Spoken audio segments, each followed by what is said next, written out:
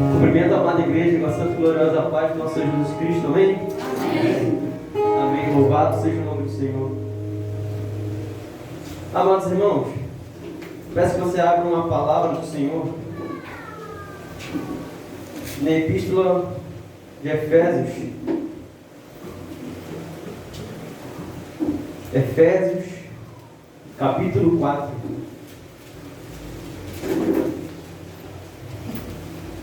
Santo Deus, aleluia, louvado seja o teu nome. Quando você vai abrindo, deixe-me contar um pouco sobre essa mensagem. No dia 9 de outubro de 2023, o Senhor me deu essa palavra. Eu acordei de manhã após um sonho muito impactante. E o Senhor me deu um sonho. E neste sonho é incrível a quantidade de detalhes e a quantidade de confirmações com a palavra do Senhor. E quando eu acordei de manhã assustado com aquele sonho que o Senhor me deu, durante o decorrer do dia eu não consegui parar de pensar em outra coisa. O Senhor foi ministrando a sua palavra no meu coração. E esta palavra que eu venho trazer para os irmãos nessa noite é o resultado de toda essa ministração do Senhor. No final da mensagem, um pouco antes de concluir, eu vou contar o sonho para os irmãos. Amém? Quem abriu Efésios capítulo 4, leia a partir do verso 25. Aleluia. Amém? Diz assim a palavra do Senhor. Efésios capítulo 4, a partir do verso 25. Pelo que deixai a mentira e falai a verdade, cada um com o seu próximo, porque somos membros uns dos outros. Irai-vos e não pequeis, não se ponha o sol sobre a vossa ira, não deis lugar ao diabo. Aquele que furtava, não furte mais, antes trabalhe fazendo com as mãos o que é bom, para que tenha que repartir com quem tiver necessidade. Não saia da vossa boca nenhuma palavra torpe, mas só a que for boa, para promover a edificação, para que dê graça aos que a ouvem. E não entristeçais o Espírito Santo de Deus, no qual estáis selado para o dia da redenção. Toda amargura, e ira, e cólera, e gritaria, e blasfêmia, e toda malícia sejam tiradas de entre vós. Antes sede uns para com os outros, benignos, misericordiosos, perdoando-vos uns aos outros, como também Deus vos perdoou em Cristo. A igreja pode estar se sentando no nome de Jesus. Glória. Aleluia, Senhor. Glórias ao teu santo e glorioso nome, Senhor.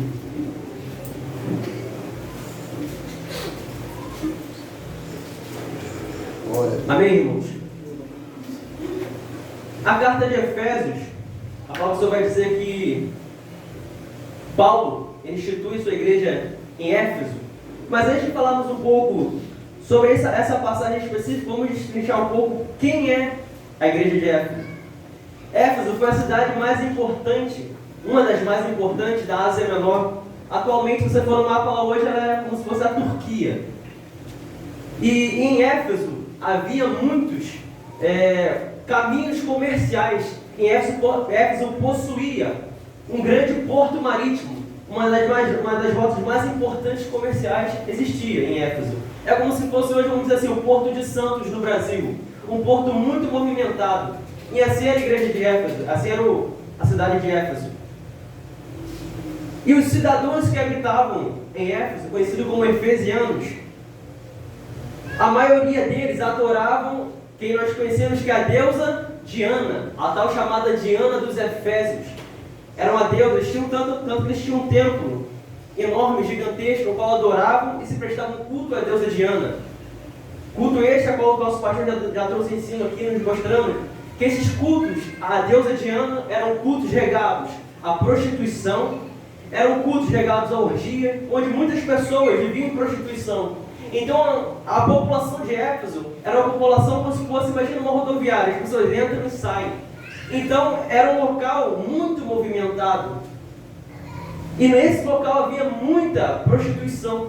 E a consequência dessa prostituição foi muitos órfãos, porque as mulheres engravidavam e rejeitavam seus filhos, porque não queriam ter cuidado de ter filhos, de ter família. porque assim era a tradição, assim eles cultuavam a deusa deles. Mas lá em Atos, quando vamos ver na palavra do Senhor, nós vamos ver que Paulo ele vê ali uma grande oportunidade para o Evangelho ser pregado, porque ali era um local onde muitas pessoas vinham e saíam. Então ele vê ali, inspirado pelo Espírito Santo, Paulo ele é indicado, ele vai para aquele local e ali ele implanta uma igreja do Senhor. Só que o que acontece, irmãos?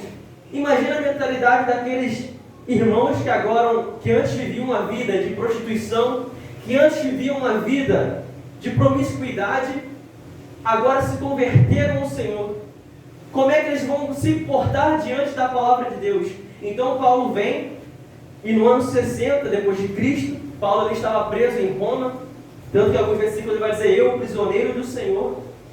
Paulo vem e envia a sua carta para Éfeso, para instruir a igreja em Éfeso, para instruir aquele povo que estava começando, que estava caminhando na fé.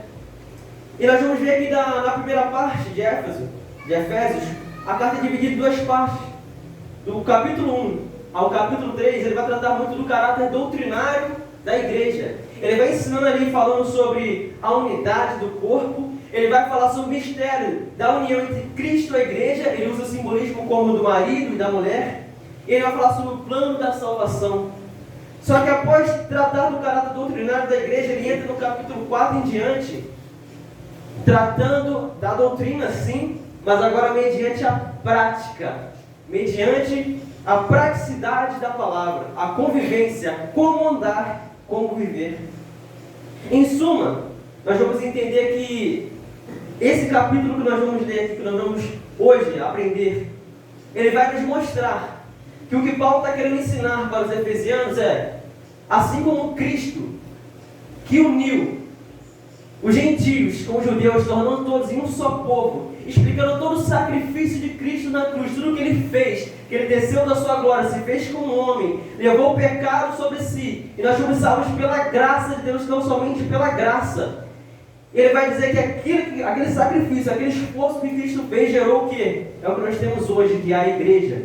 Então Paulo vem ensinando para os efesianos o seguinte, que vocês no modo de andar, que vocês no modo de se comportar, não venham estragar ou destruir aquilo que Cristo construiu, aquilo que Cristo lutou para construir. Por isso ele vai dizer, andai com amor, no versículo 2, com toda a humildade e com toda a mansidão. Ele vai dizer, eu rogo, eu como preso do Senhor, eu rogo a vocês que vivam com humildade e com mansidão, suportando-vos uns aos outros em amor, procurando guardar a unidade do Espírito pelo vínculo da paz. Então nós vamos entender que Paulo vem ali explicando, explicitando a importância da unidade do corpo de Cristo. Ele vem explicando primeiramente o que Cristo fez, o que Cristo teve que fazer para hoje nós nos tornarmos uma igreja. E após isso ele vem explicando o que é que rege essa igreja, quem é que rege esse corpo. Porque a palavra do Senhor vai dizer que todos nós somos um corpo, mas Cristo é a cabeça. Todos nós somos membros de um corpo. Só que nesse corpo, há algo que rege esse corpo, e ele vai começar dizendo isso a partir lá do verso 17. Ele vai dizer, na verdade a partir do verso 7 primeiro, ele vai dizer que a unidade do corpo de Cristo, ela é repleta de diversidade.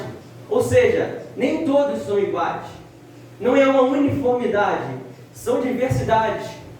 Um canta, outro toca, outro prega, outro dá uma palavra evangelística. Cada um tem uma coisa de Deus para repartir, porque Cristo ele repartiu os dons aos homens.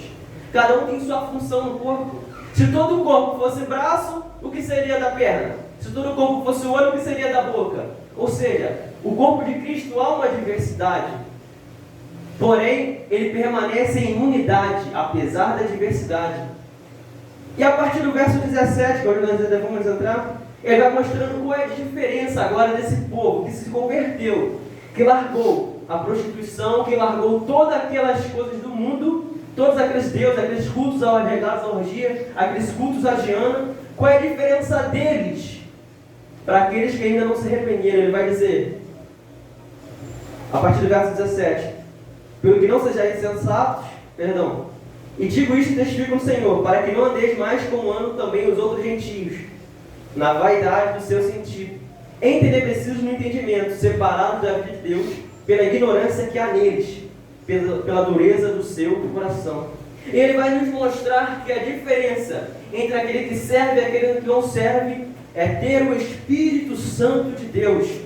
É a marca do servo, do nascido de novo, é possuir o Espírito. E é esse Espírito que rege toda a unidade no corpo. É esse Espírito que faz com que o Jefferson, que faz com que o Rodolfo, pessoas totalmente distintas, é esse Espírito que nos une todos, apesar das nossas diferenças. É esse Espírito que anda no nosso meio. É como se fossem as veias que levam o sangue da cabeça do pé até o cérebro. É o Espírito do Senhor que faz esse trabalho. É Ele que nos une, Ele que une as nossas entranhas. É o Espírito do Senhor. E continuando falando sobre a unidade, agora vai chegar no texto que nós lemos. Ele vai dizer, pelo que deixar é mentira e falar a verdade, cada um com o seu próximo, verso 25. Porque somos membros uns dos outros. E lá no verso 30 ele vai dizer assim: e não entristeçais o Espírito Santo de Deus, no qual estáis selado para o dia da redenção. Então é este Espírito Santo que é o nosso passaporte, que é a nossa garantia. Em Efésios 1 vai dizer que ele é o nosso penhor da nossa herança. É como se eu comprasse algo e deixasse algo como penhor. Quando eu voltar, isso aqui é a certeza de que eu vou voltar. Então o Espírito Santo nas nossas vidas é a certeza, o nosso passaporte para a salvação. E é Ele que mantém a unidade do corpo de Cristo. E por isso Paulo vai enfatizar bem claro no verso 30, dizendo: e não entristeçais o Espírito Santo de Deus. Pois é o que? O selo da nossa redenção. Agora, para entendermos ainda mais um pouco dessa mensagem, eu trouxe aqui um pouco para os irmãos entenderem o que significa os selos. Então, olhamos o primeiro sentido da palavra selo, no seu sentido de uso comum. O primeiro é: o selo, ele autentica ou veicula autoridade. Um exemplo: dois homens que fazem um acordo, pode ser a venda de uma casa, ou um acerto de um negócio, ou alguma coisa nessa área. Concordaram nos termos ali, mas como sabemos, esse documento não está válido. Imagina que eu concordei em comprar um terreno com o Márcio, mas eu vou lá e a gente faz um contrato ali, digito o contrato, mas eu só vou lá e assino, ele assina. Aquele documento ali, ele está tratado entre eu e ele, mas ele ainda não é válido, porque ele não está selado. Nós temos que pegar esse documento e ir no cartório e registrar, porque lá vai ter um selo oficial de que aquilo foi tratado oficialmente, publicamente. Então, o uso comum de selo, ele traz autoridade e veicula a autenticação, para mostrar que aquilo realmente é válido. Mesmo que tenha uma assinatura, é necessário estar assinado e selado. Portanto, o selo é aquilo que transmite autoridade ou estabelece a autenticidade, a validade e veracidade do documento ou declaração. O segundo uso do selo, além de veicular autoridade e autenticidade, o selo é um sinal de propriedade. Hoje não tanto, vamos dizer assim, nesse uso que eu vou falar, mas é mais usado frequentemente hoje em caso de animais. Você chega num animal, você vê que tem uma marca lá do fazendeiro. Aquele é o selo de que aquele animal pertence àquela fazenda. Ou aquele selo marcado que aquele animal foi vacinado e pertence àquela área ali, daqueles que foram vacinados. Ou seja, existem selos que marcam a propriedade. Antigamente, nós vamos ver algumas passagens também históricas, que quando se permitia a escravidão, os servos, eles eram marcados com a marca da família, a marca daquele que era o seu proprietário. Então, o servo, ele tinha a marca do seu proprietário. Então, o selo, ele serve também como propriedade. O selo tem uma imagem especial que pertence unicamente a uma pessoa. E, portanto, quando você vê aquele selo ou aquela imagem em alguma coisa, você sabe que é propriedade de determinada pessoa. O terceiro uso do selo. Além disso, o selo também é utilizado com fins de segurança. Se você deseja que chegue uma encomenda no seu destino, pelo correio ou por trem, seja o que for, você não somente embala aquela correspondência ali e envia. Se eu somente embalar e enviar, eu não vou ter segurança de que aquele objeto não vai ser fraudado, não vai ser mexido alguma coisa dentro dele, adulterado.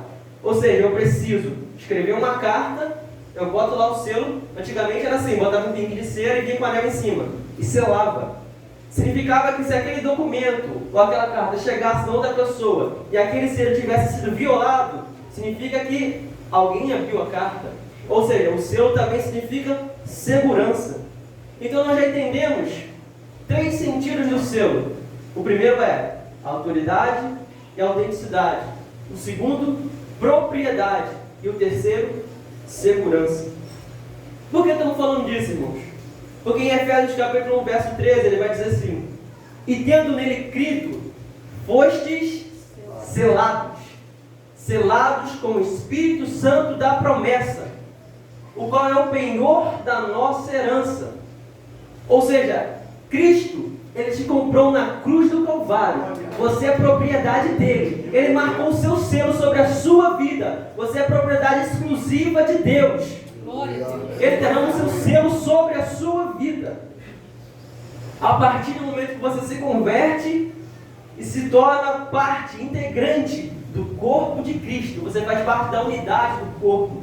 Você recebe esse Espírito. Só que vamos entender alguma coisa. Atos capítulo 2, a palavra vai dizer que aqueles homens, os apóstolos, os discípulos, eles criam na palavra do Senhor, eles caminharam com o Senhor durante 3 anos. Mas eles somente foram selados com o Espírito Santo da promessa em Atos 2. Ou seja, eles ficaram em obediência até serem selados, até verdadeiramente ocorrer a conversão no coração deles, que se tornou em Atos 2. Em Atos capítulo 9, nós vamos ver que Paulo, ele tem um encontro com o Senhor. Quando o Senhor aparece, ele diz: Saulo, Saulo, por que tu me persegues? E ele fala: quem és, Senhor? E o Senhor fala para ele: eu sou Jesus, a quem tu persegues. Aquele momento, o que acontece com Paulo? Paulo fica cego. E a palavra vai dizer que aqueles homens que estavam carregando Paulo levam ele para uma casa, e lá ele fica quantos dias cego? 3 dias cego. Até que o Senhor fala com Ananias, para que ele fosse à rua chamada direita, e lá encontrasse um servo chamado Saulo, que ele seria um vaso nas mãos do Senhor. Ou seja, nós vemos aqui um homem que creu no Senhor, mas após 3 dias, Ananias foi enviado para lhe pregar o arrependimento. Foi quando verdadeiramente ocorreu a conversão de Paulo, de Saulo para Paulo, se tornando um apóstolo do Senhor. E ali verdadeiramente Paulo se converte e recebe o Espírito Santo. Tanto que ele já sai dali e vai se encontrar com quem? Com os apóstolos. Em Atos capítulo 10, nós vamos ver como foi bem trago aqui um tempo atrás pelo nosso diácono Jorge. Havia um homem chamado Cornélios. E Cornélios, ele cria, tanto que ele prestava, fazia orações, fazia esmola às pessoas, de uma forma de tentar agradar a Deus. Só que ele ainda não tinha o conhecimento, ele só cria. Mas no momento que ele teve aquela visão, e que Pedro foi até a casa dele, quando Pedro chega lá, Pedro lhes anuncia o Evangelho, a palavra diz que enquanto Pedro discursava, veio o Espírito Santo sobre a vida deles. Porque enquanto Pedro falava, houve a conversão gerada no coração de cada uma daquelas pessoas. E naquele momento elas foram seladas com o Espírito Santo. Em Atos capítulo 19, nós vamos ver quando Paulo está passando perto dos discípulos de Apolo. Ele chega assim e fala para os discípulos: recebeste vós o Espírito quando creste? Os discípulos viram assim para Paulo e falam: nós ainda nem sabemos o que é o Espírito. É assim exatamente o que eles falam, ainda não sabemos de que se trata o Espírito Santo. E ali Paulo lhes prega o Evangelho de arrependimento, o Evangelho de Jesus Cristo. E ali eles recebem, ele impõe as mãos, eles recebem o Espírito Santo. E eles são selados. Então nós entendemos aqui que sim, há a ação do Espírito Santo em convencer o pecador. Porém, uma vez que ele é convencido, faz-se necessário que o mesmo receba o Espírito Santo. Por que é necessário?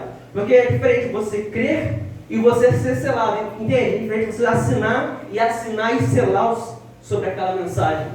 Então, entendemos que a verdadeira marca do servo, do convertido, é ter o quê? O selo do Espírito Santo. Em Efésios 1,13 deixa bem claro para nossas vidas que o que é este selo? É o Espírito Santo de Deus. E assim como vimos, o Espírito é o selo que nos autentica, ele nos dá autoridade. Ele é a marca de Cristo, porque a marca do servo é ter o Espírito Santo. E ele é a nossa garantia para a vida eterna. Glória a Deus. Então torna-se evidente que há um intervalo, ainda que bem pequeno, que possa quase parecer instantâneo, mas sim, há um intervalo entre você crer e você ser selado. Por que há um intervalo entre crer e ser selado? Porque a conversão é um processo. Há uns que creem, que recebem a palavra de bom grado e se convertem. O Espírito desce sobre essas pessoas. Mas há aqueles que recebem, que creem, mas ainda não se converteram. Nós ainda vamos chegar lá. Mas entendemos que a marca do cristão convertido, nascido de novo, é o quê? É a presença do Espírito Santo. Nós podemos ver isso em Gálatas 5:22. Crer, então, é o que nos torna filho de Deus. O que nos une é Cristo. O que nos faz ser participantes desse corpo, da unidade do corpo. Porém, ser selado com o Espírito Santo é o que autentica esse fato. Como é que eu vou saber que você verdadeiramente faz parte do corpo? Quando eu vejo o Espírito Santo na sua vida. Aí é onde eu vejo o selo, eu vejo a marca do Espírito Santo no seu coração, na sua vida, no seu andar, no seu modo de proceder. Mas quero deixar bem claro aqui, irmãos, para não haver confusão na nossa mente, que ser selado não significa receber dons ou falar em línguas. Não tem nada a ver com isso. Ser selado pelo Espírito Santo. Os dons e as línguas fazem parte do Espírito Santo. Mas ser selado, ter o Espírito Santo, é uma demonstração de uma profunda convicção demonstrada em entrega, a obediência à palavra de Cristo. Ou seja, é uma profunda convicção. Agora eu me converti, eu creio no Evangelho, e por causa disso, eu sou movido pelo Espírito Santo a viver as Escrituras. Eu sou movido a mudar o meu comportamento, como eu disse aqui. Aquele que mentia, não minta mais. Aquele que roubava, pare de roubar e comece a trabalhar para ajudar aquele que está passando por necessidade. Então, a marca do Espírito Santo nas nossas vidas é a transformação. É isso que o Espírito nos leva, a transformação. E claro, também aos dons do Espírito. Isso você busca, mas estamos falando sobre o selo, sobre você ter o Espírito. É diferente de você ter e você ser cheio. Você pode ter o Espírito, você tem que se encher para receber mais dele. Agora estamos falando sobre ter o Espírito. Então nós entendemos com isso bem claro que, a partir do momento que nós cremos em Jesus Cristo, e nós nos convertemos verdadeiramente, ocorre o quê? O processo da santificação, e ocorre o quê? O selo do Espírito Santo vem sobre a sua vida. Você é selado e marcado, você é um servo do Senhor. Então, a partir do momento que você crê, que você se converte, você recebe o selo do Espírito Santo. Aleluia, louvado seja o nome do Senhor. Mas aí então, irmãos, se já entendemos que o Espírito Santo é a marca daquele que faz parte do corpo, daquele que realmente se converteu, nós entendemos a primeira aplicação desse texto, que é: talvez você possa ter crido no Evangelho, você tenha 1, 2, 3, 4, 5 anos de Evangelho, vamos dizer assim, 5 anos de igreja, como a gente fala, tem bastante tempo já fazendo parte, vamos dizer assim, de uma comunidade evangélica, mas talvez você ainda não foi selado pelo Espírito Santo. Como assim não foi selado? Porque talvez você realmente não tenha se convertido de todo o coração.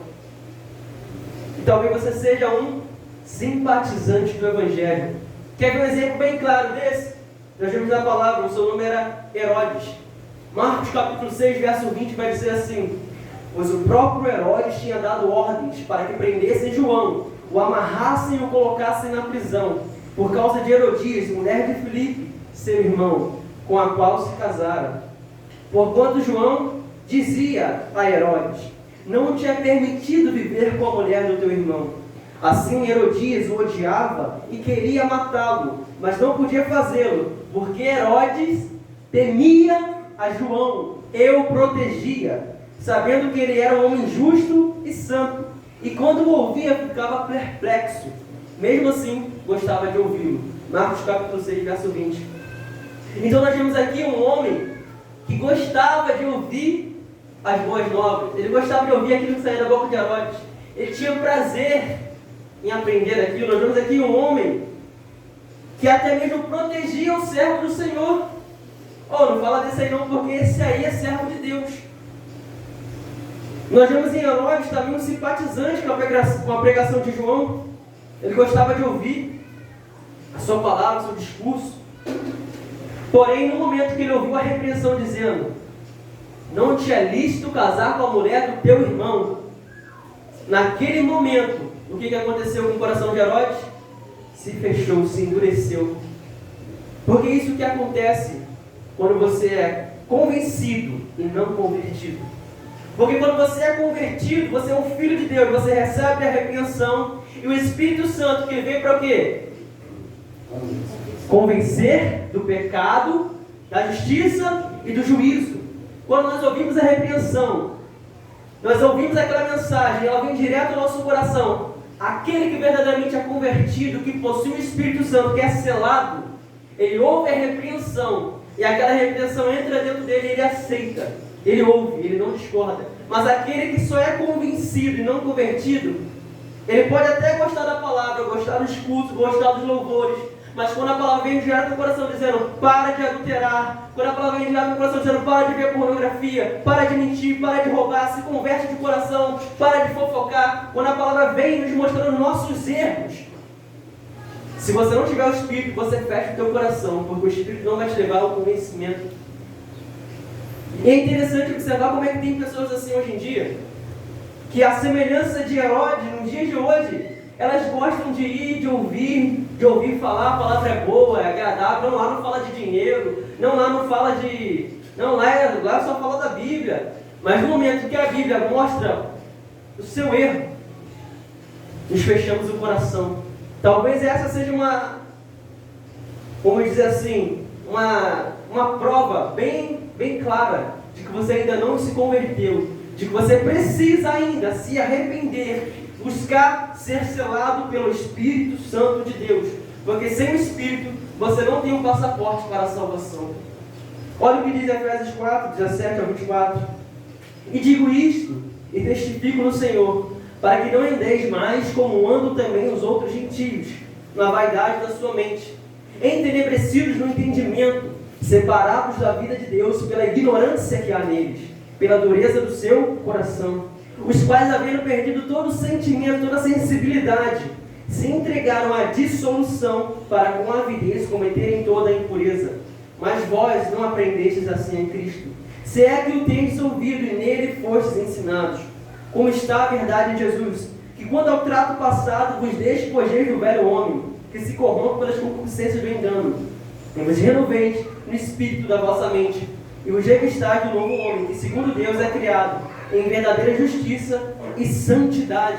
Ou seja, ele vai dizer, como nascido de novo, ele precisa se despir da sua velha criatura. Então, se uma vez você entra no Evangelho, você recebe essa palavra, você recebe o Espírito Santo, e você não aceita a repreensão, é como vamos dizer assim, a palavra diz que nós somos o quê? O templo do Espírito Santo.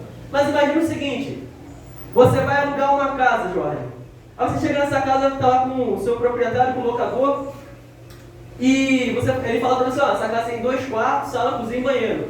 Ah, mas tem aquele quartinho lá do fundo também? Mas o que acontece? Eu vou alugar essa casa para você, mas esse quartinho aqui do fundo aqui é meu, eu não alugo para ninguém. Esse quarto daqui é só meu, eu alugo a casa, mas nesse quarto aqui você não pode entrar, tem chave, você não pode entrar. O Jorge, você sentiria à vontade de estar morando numa casa, sabendo que aquele inquilino, ele pode estar entrando ali qualquer hora, indo naquele quartinho, porque aquele quartinho é dele. Você sentiria à vontade de entrando por dentro da sua casa? Claro que não. Assim é nossas vidas.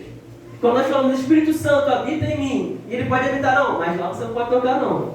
Naquele quarto você não pode entrar, não.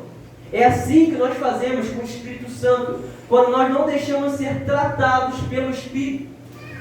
Não tem como você, como nesse exemplo que eu dei, você alugar uma casa se não for por completo. Não tem como o Espírito Santo habitar no seu coração se não for te preencher por inteiro, porque a palavra você vai dizer que ele não divide a sua glória com ninguém. E que o Espírito Santo tem ciúmes de nós. Ele vai dizer que o Espírito Santo ele não vai dividir o espaço. Então, se é espaço com o pecado, se é espaço com a velha criatura, o Espírito Santo não vai habitar no seu coração. E se ele não habitar no seu coração, não há salvação. Olha o que diz Gálatas 5, versos 19 a 21. Porque as obras da carne são manifestas, as quais são adultério, fornicação, impureza, lascívia, idolatria, feitiçaria, inimizades, porfias, emulações, iras, pelejas, dissensões, heresias, invejas, homicídios, bebedices, glutonarias e coisas semelhantes a essa, acerca da qual vos declaro, como já antes vos disse, os que cometem tais coisas não herdarão o reino de Deus. Ou seja, não é possível você dizer ser cristão e ainda estar nessas práticas, porque a marca do verdadeiro cristão é você nascer de novo, é você largar a velha criatura, é você se despir. Se você mentir, você não mente mais. Se você roubar, você não rouba mais. Se você fazer coisas erradas, essas coisas ilícitas, você não faz mais. Hoje você é uma nova criatura. Se você se vestir de um jeito, o Espírito Santo te constrange a se vestir de uma forma mais modesta. É Ele que guia a sua vida. Mas no momento que não damos liberdade para o Espírito agir, por que liberdade, irmãos? Porque como o Diabo Jorge diz aqui, ele está à porta e bate. Cristo, ele é educado. Ele não vai entrar no seu coração e fazer, ele vai bater, ele bate a porta. Se você permitir a ação do Espírito Santo, ele te transforma numa nova criatura. Mas olha só o que diz Romanos capítulo 8, verso 9.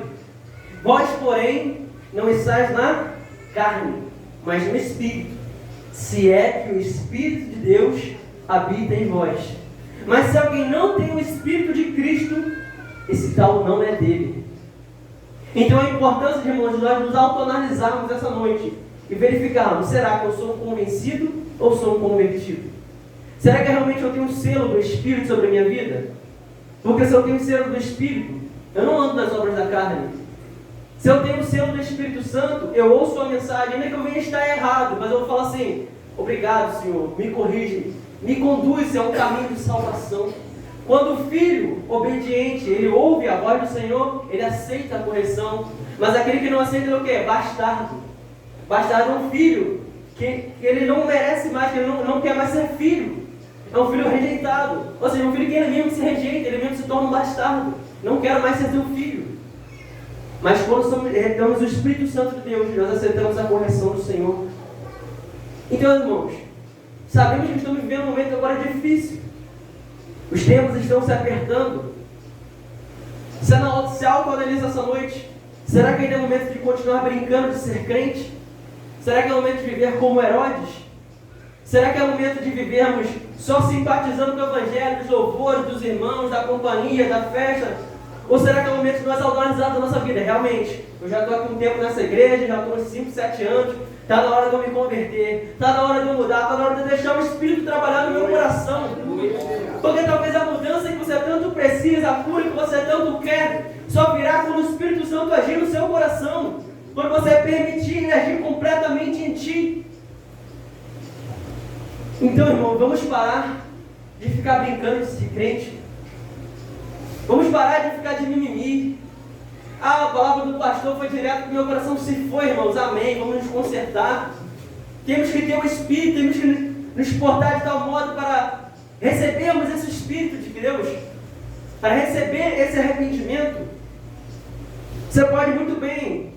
Tem gente que, eu já vi muitos exemplos disso, a pessoa chega numa igreja, não gostei dessa igreja que ela falou do meu pecado, aí vai para outra igreja, e vai para uma, vai para outra, vai para outra, porque vê defeito nessa, vê defeito naquela. Eu vi uma vez um pastor dizer uma coisa: se você achar uma igreja perfeita, não entre lá, você vai estragar ela.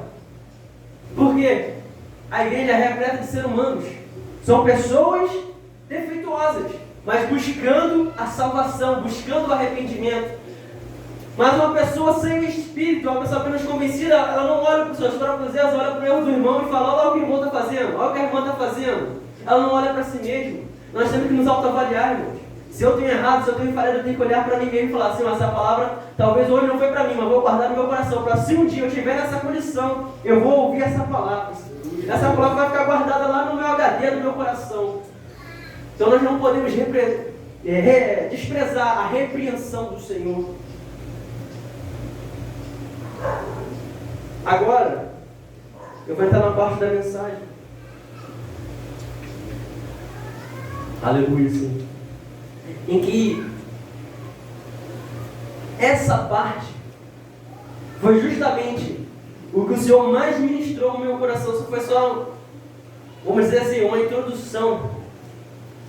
Mas essa parte aqui é justamente onde o Senhor falou comigo, e os irmãos vão entender ao final,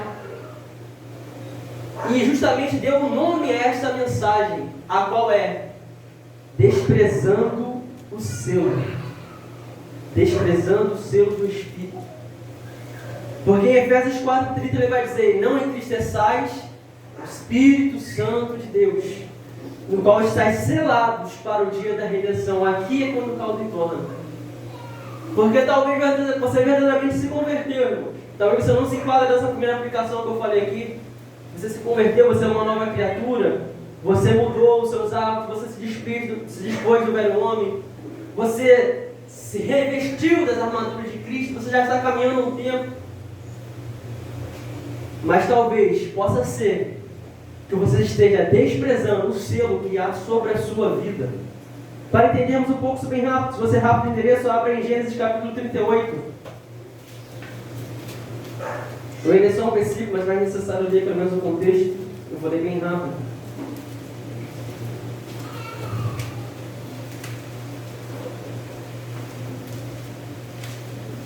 Gênesis capítulo 38.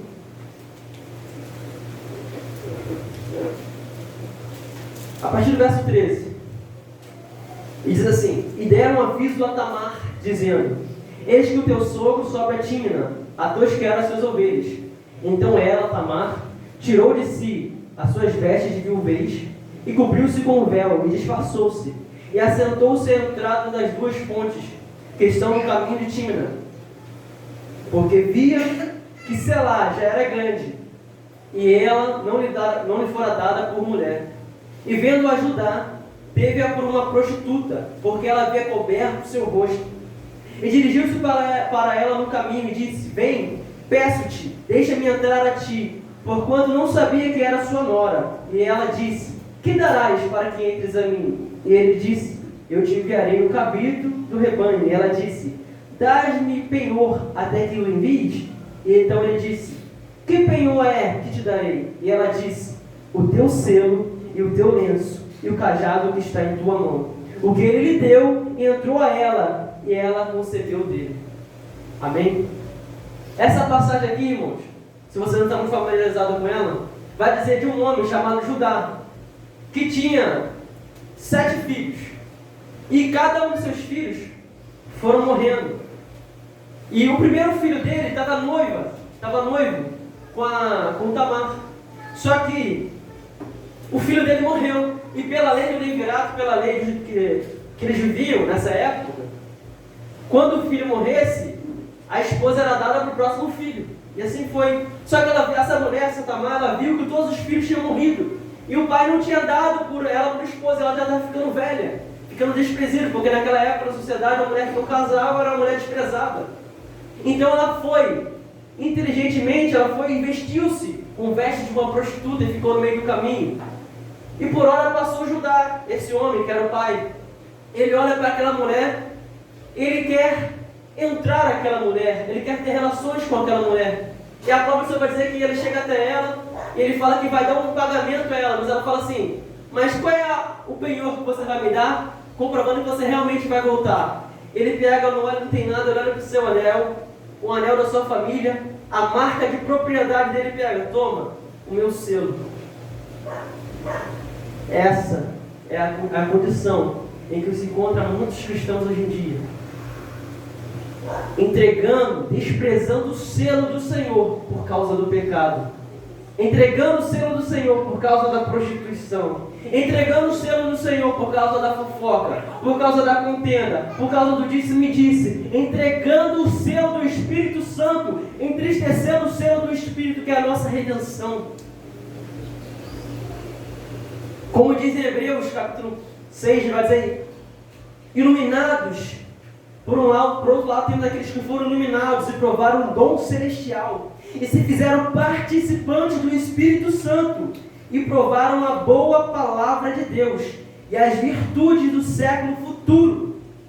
mas que tem desprezado e entristecido o Espírito Santo de Deus.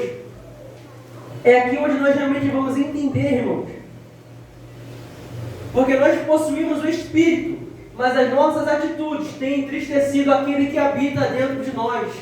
E se temos entristecido o Espírito, o que vai acontecer? O que a palavra do Senhor vai dizer que aconteceu com Saul? Primeiro a palavra do Senhor diz que o Espírito veio sobre ele, Saul profetizou, e foi conhecido no meio daquele povo que Saul estava profetizando no meio dos profetas.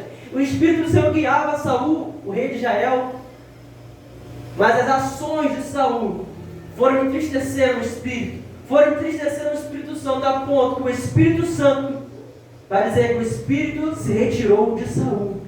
E quando o Espírito se retirou de Saul, veio sobre ele um espírito maligno, enviado da parte do Senhor, com permissão do Senhor, entrou no coração dele, fez a destruição que foi na vida de Saul. E no final da história nós vemos que a consequência, provavelmente, Saul hoje está no inferno. Por ter desprezado, por ter entristecido o Espírito Santo de Deus, irmão. Isso é muito sério. Porque se o Espírito Santo é o selo da nossa redenção, nós podemos brincar com o nosso passaporte, nós podemos fazer o que nós quisermos com ele. Será que isso realmente não vai trazer nenhuma consequência sobre as nossas vidas? Continuando no verso 28 de Efésios 4, vai dizer: aquele que furtava, não furte mais, antes trabalhe, fazendo com as mãos o que é bom, para que tenham que repartir com o que tiver necessidade. Não saia da vossa boca nenhuma palavra torpe, mas só a que for boa, para promover a edificação, para que dê graça aos que a ouvem.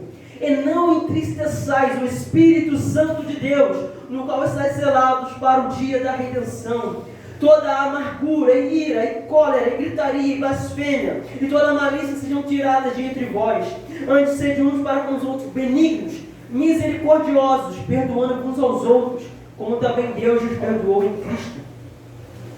Aqui é bem claro, irmãos. Você está se perguntando aí assim, mas o que é que eu estou fazendo que tem entristecendo o Senhor? Nós começamos aqui falando de Efésios, que Paulo foi explicando o que foi o mistério de Cristo. Ele trazendo a união de Cristo com a igreja, mostrando que nós somos hoje um corpo. Hoje você está sentado nessa cadeira hoje, porque Cristo morreu naquela cruz, porque Ele desceu dos altos céus, que Ele verteu o seu sangue no madeiro, para transformar os dois em um só povo, para nos dar a salvação. Só que nós estamos desprezando aquilo que Ele nos deixou como penhor de herança. Aquilo que Ele disse: guarda isso aqui até eu voltar. Nós estamos tratando de qualquer maneira o Espírito Santo de Deus, irmãos. Tanto que no próprio capítulo ele vai explicando, ele vai dizendo: e não entristeçais o Espírito Santo. Como é que eu entristeço? Olha o verso 31. Toda a amargura.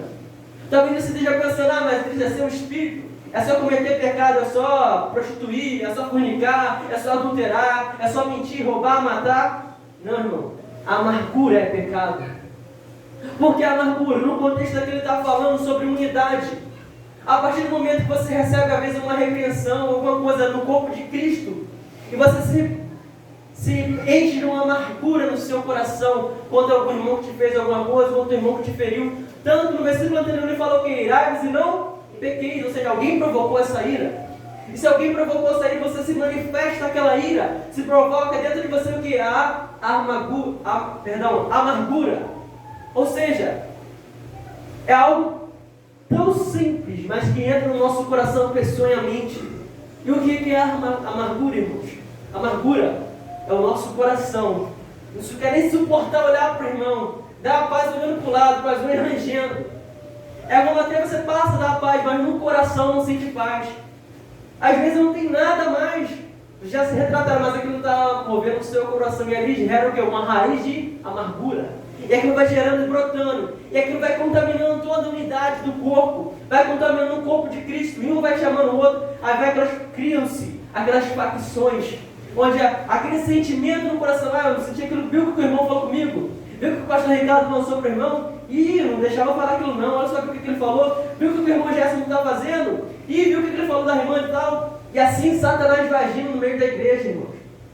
O que eu quero trazer ao nosso entendimento, irmãos, é que Satanás ele existe, ele está agindo no meio para tentar impedir a unidade do corpo de Cristo. Ele quer atrapalhar o ministério que Cristo fez, que é unido aos povos. Ele quer atrapalhar a nossa comunhão. E é o que Paulo vai dizer em Efésios 4:27, não deixe lugar ao quê? Ao diabo. Porque ele se irando no nosso meio, tentando achar algum coração. Vi que ela andou estranho. Eu vi que ela não gostou daquela palavra, que ela fechou o coração. E às vezes, no gesto que você faz, você fere o coração, você fere o teu irmão. Aí aquele irmão que às vezes foi ferido, mas amém, a irmã falou aquilo lá, tá bom, perdoei. Mas você fica com aquilo no coração, vai gerando uma amargura, e vai gerando uma raiz, a amargura que vai se filtrando. Aí você vai e confessa os seus problemas, e fala, meu irmão, viu o que está acontecendo, viu o que fulano fez comigo, foi injusto, foi isso.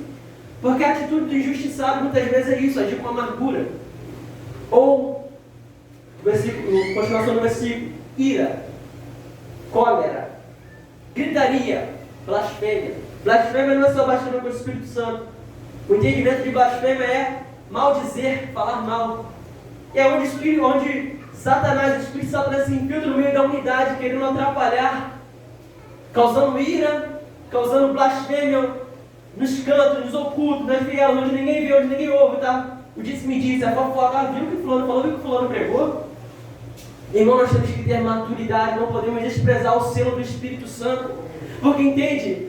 O corpo de Cristo, que é a igreja, essa unidade não pode ser desfeita. A palavra do Senhor vai dizer, como diz aqui em Efésios 4, ele vai dizer, lutai, esforcei-vos, para que vocês possam manter a unidade do Espírito no vínculo da paz. Nós temos que nos esforçar, mover um esforço para mantermos a união e a unidade no nosso meio. Não, o que significa isso? É não dar brecha para Satanás, irmãos. Se o irmão falou alguma coisa, amém, mas você vai até ele e pede perdão, irmãos. Nós temos que ter esse coração, eu errei, chegar dentro do meu irmão, eu falei isso, falei errado, falei de uma maneira equivocada, falei não era para ter falado, Satanás usou a minha boca, me perdoa, eu sou um contigo, eu sou um em Cristo, me perdoa por isso que eu falei. E aí acaba com quebra o corta o mal pela raiz, Satanás não se infiltra no nosso meio. E uma igreja unida, uma igreja cheia do Espírito Santo de Deus, é o que acontece em Atos 2, quando todos estavam o quê? Concordemente unidos no mesmo pensamento. É isso que Cristo quer fazer com as nossas vidas. Ele quer derramar o Espírito, a chuva seródia. Mas é necessário que haja união no nosso meio, a unidade seja uma só. Enquanto houver facções, enquanto houver, se me diz, grupinhos no nosso meio, o Espírito Santo não vai agir com liberdade. Assim também na tua família. Você quer ganhar teu parente, quer ganhar teu pai, a tua mãe.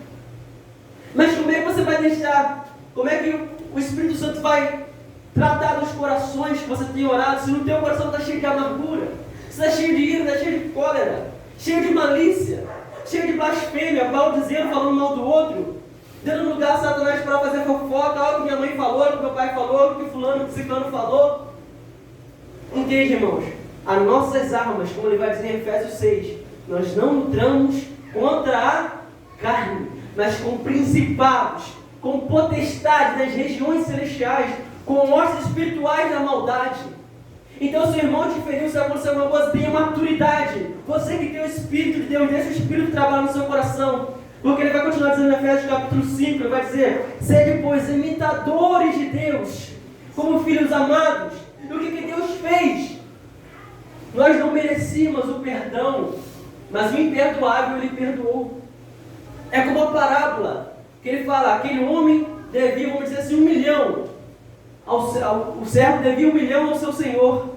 E o senhor chegou no dia para cobrar aquele servo, ei, cadê o meu 1 milhão que o senhor está me devendo? Mas a palavra vai dizer que aquele servo, ele se humilhou, ele se prostrou e falou, Senhor, eu não tenho nada para te dar, mas eu vou trabalhar, vou lutar, vou me esforçar para pagar. Ele vê tamanha arrependimento daquele homem, que o Senhor vira e fala para o servo, não cobre ele cartão, eu perdoo a sua dívida, você está perdoado. E a palavra vai dizer que aquele homem, ele sai daquele lugar, e passando aí, vamos dizer assim, ainda na casa do Senhor, saindo no portão, ele vê um amigo que estava devendo a ele R$1.000. Ele chega até ele e fala assim, ei, você estava me devendo mesmo, cadê os meus 1.000? Me dá aqui agora. Você está me devendo. E diz que um dos servos que estavam lá com o Senhor ouviu ele fazendo isso. E chegou até o Senhor e falou, ei, tá vendo lá? Aquele servo que você perdoou 1 milhão, está cobrando R$1.000 ao Senhor lá, que não tem nem condição de pagar. Mandou até prender ele, matar ele. A palavra do Senhor vai dizer que aquele Senhor, ele se ira. Porque ele fala assim: como é que pode? Eu perdoei a ele algo que era muito grande. Qualquer coisa que você tenha contra o seu irmão não passa de 1 milhão daquilo que Deus te perdoou, daquilo que Deus te purificou. Então por que não é a liberação do perdão? Por que há o rancor? Por que há a amargura no coração? Entre o pai e entre uma mãe?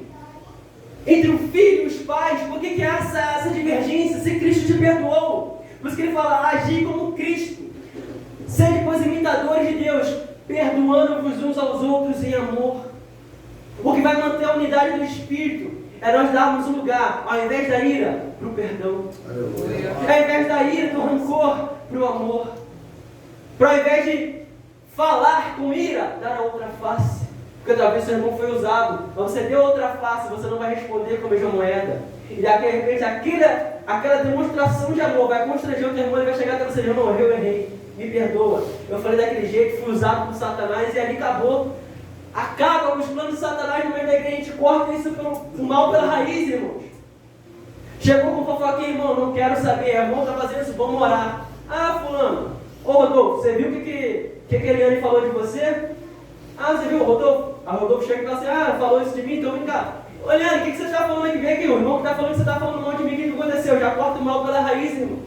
Acaba com esse negócio de fofoca, de dizer, porque nós somos um corpo, nós somos membros uns dos outros.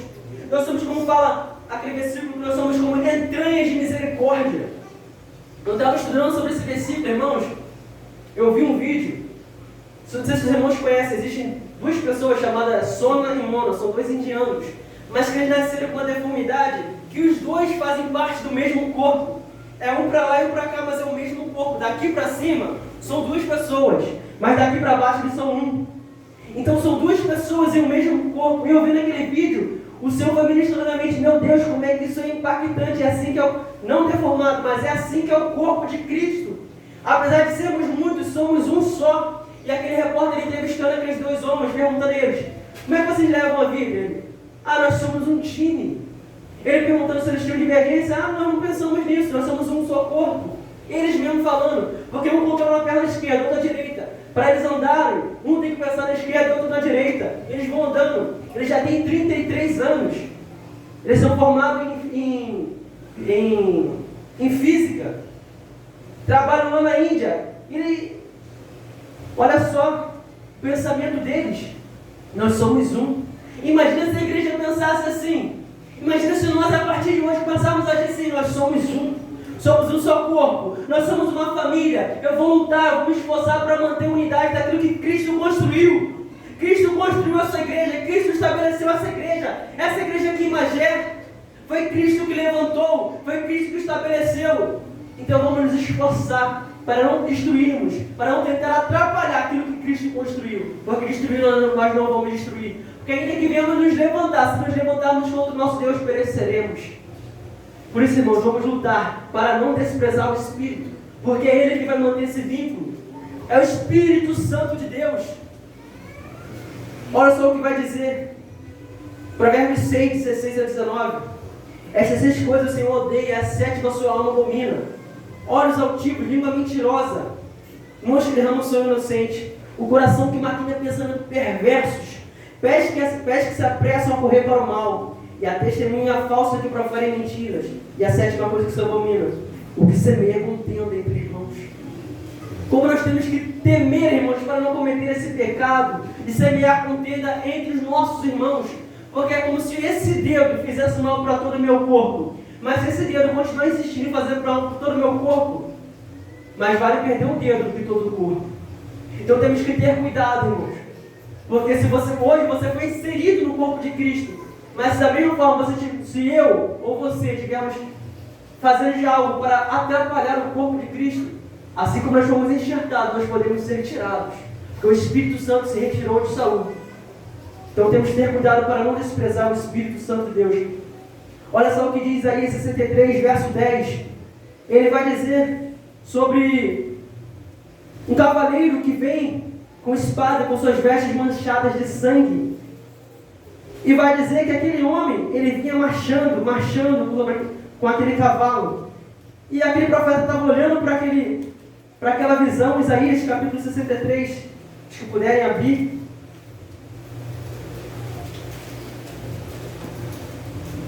A partir do verso 8 diz assim: porque dizia, certamente eles são o meu povo, filhos que não mentirão. Assim ele foi o seu Salvador, esse homem que veio cavalgando com as vestes salpicadas de sangue. E vai dizer, em toda a angústia deles, foi ele angustiado. O anjo da sua face os salvou. Pelo seu amor e pela sua compaixão, ele os remiu, e os tomou e os conduziu todos os dias da antiguidade. Versículo 10. Mas eles foram rebeldes, e contristaram, entristeceram o seu Espírito Santo, pelo que lhes tornou inimigo, e ele mesmo pelejou contra eles. Olha só a gravidade disso, irmãos. Ele vai mostrar que o Senhor Jesus Cristo é aquele que nos gemiu e que nos deixou o seu anjo, mas nós entristecemos esse anjo. Entristecemos aquilo que Deus nos deixou, que é a nossa penhor da nossa salvação, que é o Espírito Santo. Mas foi entristecendo, que se tornou rebelde. Mas chegou no ponto que se tornou o quê? Inimigo de Deus. E a palavra do Senhor vai dizer que aqueles que amam esse mundo, eles se tornam o quê? Inimigos de Deus. Se você não tem o Espírito Santo, você tal não é dele, você se torna um inimigo de Deus. Então, se tivermos o Espírito, se convertemos, mas estamos desprezando o selo da nossa redenção, cuidado para não nos tornarmos inimigos de Deus. Porque da mão do homem, Deus te tira. Do diabo, Deus te tira. Mas contra Deus, não há quem possa. E se estivermos inferindo alguma coisa no corpo de Cristo, cuidado para não sermos inimigos de Deus. E para finalizar, irmãos, entrando na minha conclusão, deixa eu contar o sonho que eu tive. No dia 9 de outubro, só beber uma água.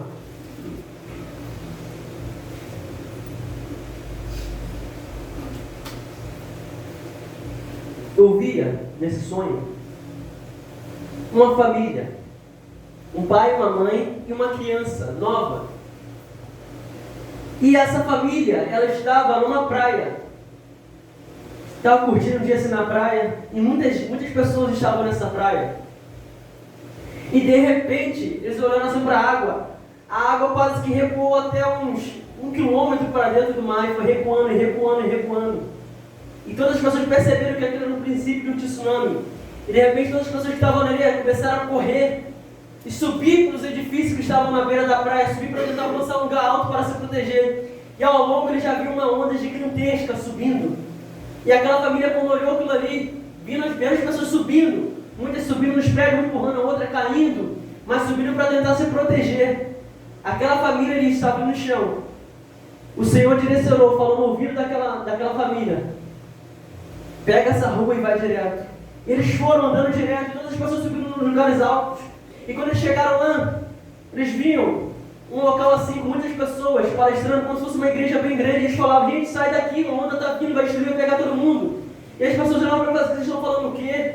O que é isso aí? Vocês estão falando balela, essa historinha? A onda está vindo, enquanto eles estavam falando aquilo, a onda estava vindo. Então eles correram, continuaram andando direto, onde o Senhor falou. E aquela onda veio e lambeu todo mundo que estava no prédio. E lambeu aquele local onde estava muita gente palestrando. E aquela família estava indo, até que chegou um ponto que tinha uma linha riscada no chão. E nessa linha tinha o número 53 riscado, escrito no chão. E quando aquela família passava daquela linha, tinha uma casinha bem pequenininha, de um andar. Uma casinha baixa, com a porta bem apertada, uma porta bem estreita. E o Senhor falava: entra nessa casa. E quando eles viram aquela onda vindo assim, aquela casa de um andar só que quando aquela onda batia naquele limite daquela onda, ela não passava dali e não atingia eles. E quando eles estavam ali olhando aquela linha assim, a água passava assim como se fosse uma barreira. E aquela casinha pequena assim atrás, eles olharam para o lado assim e viram um policial assim na rua. E aquele policial botou a mão na cabeça e começou a enlouquecer.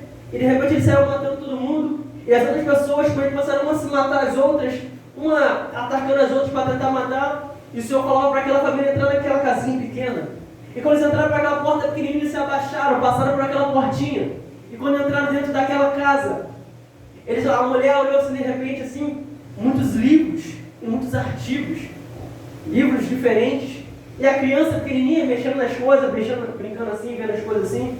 E a mulher de repente ela viu um livro E na capa do livro estava escrito assim, o livro de Noa, ou seja, The Book de Noah, o livro de Noé, escrito em inglês assim. E ela abria assim, ela via a história como se fosse a história de Noé, mas não era a história de Noé da Bíblia, era aquilo que estava acontecendo, era o que estava escrito naquele livro. E de repente, quando ela lia aquele livro, ela via todas aquelas coisas guardadas ali, ela se tocava, que aquilo ali era um local que o Senhor tinha separado para guardar as coisas, para avisar. E de repente, quando ela estava vendo aqueles livros, ela grita com o filho e fala assim: menino, não toca nisso, porque essas coisas são especiais, não podemos tocar nessas coisas. De repente, o menino bate no quadro assim, o quadro cai. E quando o quadro caiu, ele viu que tinha um cofre atrás daquele quadro. E o cofre se abriu na frente deles assim. E quando aquele cofre se abre, é como se fosse uma aliança. Uma aliança bem pequena. Dentro daquele cofre, só tinha aquela aliança ali dentro, como se fosse um medalhãozinho pequenininho. Só que dentro dessa aliança, nesse espaço vazio, tinha como se fosse um imã.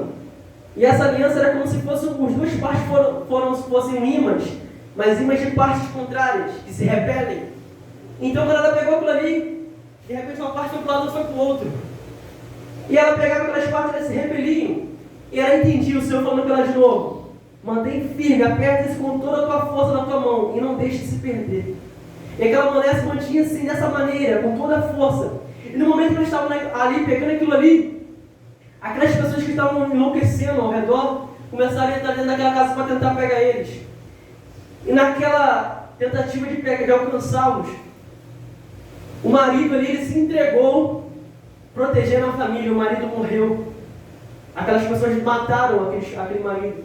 E a esposa estava correndo com o filho no colo e segurando aquela aliança na outra mão. E correndo com o filho no colo. E as pessoas vinham correndo assim, possuídas. E vinham correndo para tentar tocar. E quando chegaram perto dela, caíam para trás como se fossem 5 metros. Não conseguiam tocar naquela mulher. Não conseguiam encostar nela. E ela correndo desesperada, só que ela via que aquilo que ela estava segurando, ela pensava: isso aqui está me protegendo. E ela ia correndo até que ela chegava num local que ela pensava que estava seguro. E tinha umas pessoas lá dentro que não tinham sido, ficaram como se fossem possuídas. Mas de repente ela olhava para o muro e aquelas pessoas possuídas começaram a pular dentro daquele local. E elas começavam a atacar as outras pessoas, e aquelas pessoas começavam a morrer e a se tornar também como elas. E de repente, ela estava correndo com seu filho, ela deixou cair aquela aliança por 1 segundo. E quando ela deixou aquilo cair por 1 segundo, uma daquelas criaturas veio acima dela, uma daquelas pessoas possuídas. E quando chegou para chegar bem perto dela, ela pensou: pronto, agora eu vou morrer com meu filho. Ela abraçou o filho dela. E naquele momento a criatura batia e voava longe. E na hora o Senhor, eu ouvi como se fosse a voz do Senhor gritando no ouvido dela: você está selada. Não é isso, você está selada. Naquele momento eu acordei assim, despertando no sonho, como estou aqui agora, todo arrepiado. E o Senhor falou para ela: você está selada. E o Senhor começou a ministrar essa palavra no meu coração. Aleluia, Jesus.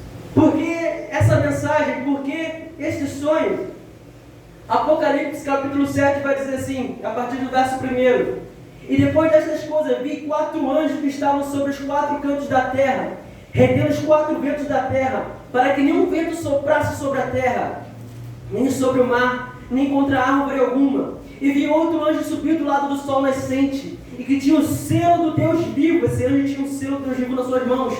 E clamou com grande voz aos 4 anjos que foram dado poder para danificar a terra e o mar, dizendo: não danifiqueis nem a terra e nem o mar, nem as árvores, até que hajamos selados nas suas testas os servos do nosso Deus. Glória a Deus. O tempo do fim se aproxima. Estamos vivendo o cumprimento das profecias. Estamos vivendo aquilo que Daniel profetizou. Estamos vivendo aquilo que a palavra do Senhor estava profetizado. O fim está se aproximando. Jesus Cristo está voltando. Aleluia. E a verdadeira preparação que deve haver no nosso coração não é tentar procurar um lugar mais alto para se esconder da onda. Não é tentar entrar dentro de uma casa para tentar se esconder das pessoas lá fora. A verdadeira preparação é espiritual. É o que o Senhor falou: agarra-te a isso. Outro detalhe que eu esqueci de contar no sonho, perdão. Dentro daquela aliança tinha 3 palavras, tinha umas insígnias escritas. Eu lembro, estava escrito HBC11. Eu fiquei com na minha cabeça, Senhor, o que é isso? Eu fiquei meditando isso o dia todo, HBC11. Depois o Espírito Santo trouxe revelação na minha mente. É Hebreus capítulo 11. Aquilo simboliza a fé. Ele fala, guarda a tua fé, mantenha a tua fé, persevera nela, para que você não perca a tua fé, até o momento que você seja selado pelo Espírito Santo. Esse selo final, esse derramado do Espírito final. Aleluia, Jesus. E o que acontece é que Satanás tem nos distraído, igreja, com pequenas contendas, com picuinhas, com probleminhas tão minúsculos, que nós estamos esquecendo que sem o Espírito nós não vamos ser selados. E se não formos selados, nós não vamos resistir. Não só resistir, nós não seremos salvos. Porque o Espírito é o selo da nossa redenção. Ele é a garantia. Se você perder a garantia, não tem como. Se você perder o Espírito Santo, você não será salvo, porque ele é a marca da nossa. Então, irmãos, olha o que diz no Apocalipse capítulo 9. E o 5º anjo tocou a sua trombeta e viu uma estrela que caiu do céu na terra. E foi-lhe dada a chave do poço do abismo. E abriu o poço do abismo e subiu fumaça do poço, como a fumaça de uma grande fornalha.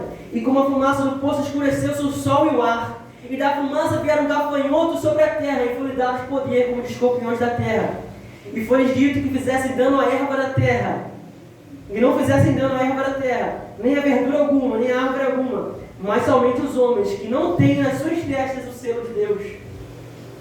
Eu me recordei do que aqueles homens estavam fazendo, aquelas criaturas, como se fossem demônios possuindo aquelas pessoas. Mas eles não podiam tocar naqueles que estavam selados, irmãos. A verdade, irmão, que nós não sabemos que ainda há de vir por essa terra rumores de guerra. Isso é só o princípio, ainda não é o fim. Mas quando começar, irmãos, o que vai importar não é se eu comprei um lugar mais alto para me proteger da onda, se eu construí minha casa na montanha. Não, o que vai importar não é se eu estou num lugar mais longe do mundo, da terra aqui, para me proteger. O que vai importar é se eu tenho comunhão com meu irmão. O que vai importar é se o Espírito Santo habita dentro de mim. O que vai importar é se eu não tenho entristecido o Espírito Santo. É isso que vai importar. Se você tiver o Espírito Santo no seu coração, porque naquele momento que ela perdeu, simbolicamente, deixou cair como se fosse uma aliança, um medalhão, por alguns segundos, ela viu que não era aquilo físico, mas era o que estava dentro dela, que ela estava selada. E o que o Senhor ministrou nos nossos corações, nós não podemos perder esse selo do Espírito Santo. Aleluia. Por coisas tão pequenas, por coisas tão banais, irmãos. Somos um só corpo, uma só fé, um só batismo, um só o Senhor. Um só Deus e Pai de todos, que cumpre tudo em todos. É o mesmo Espírito que flui em mim, que flui em você. É um só Espírito.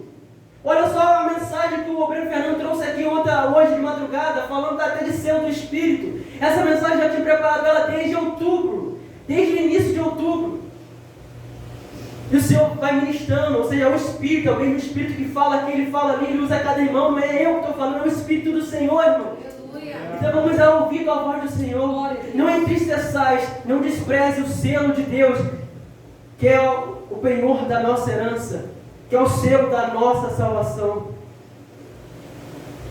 E para finalizar, meus irmãos, eu quero finalizar lendo ainda,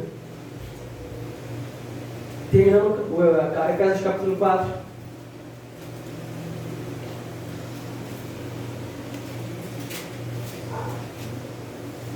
Ele diz assim: antes, sede uns para com os outros, benignos, misericordiosos, perdoando uns aos outros, como também Deus os perdoou em Cristo. A mensagem que Deus mais martelou no meu coração é sobre o perdão. Porque entenda uma coisa, a palavra do Senhor vai dizer assim: porque Ele nos transformou numa nova criatura e nos deu o que? O ministério da reconciliação. Então, não adianta, isso aqui é justamente para acabar com a brecha da desculpa do perdão, porque você fala assim: mas não fui eu que errei. Não importa se foi você que errou, você tem um ministério da reconciliação. Aquilo que Cristo fez, você coagido a agir da mesma maneira, a agir liberando o perdão. Então não adianta nós falarmos assim, não perdoo minha mãe, não perdoo meu pai. Talvez seja isso a causa de muitos problemas espirituais que você tem vivido. Talvez seja isso porque a vitória não chega, porque a porta não se abre, porque a enfermidade apareceu e você não entende. Porque no coração está cheio de raiz de amargura. E o Senhor quer agir no nosso meio. O Senhor quer se manifestar poderosamente. Ele quer derramar a sua chuva será sobre a sua igreja. Mas é necessário que nós venhamos deixar o Espírito Santo tratar o nosso coração. E se você entendeu essa mensagem, não despreze o selo do Espírito Santo. Agradeço a oportunidade em nome de Jesus Cristo. Amém.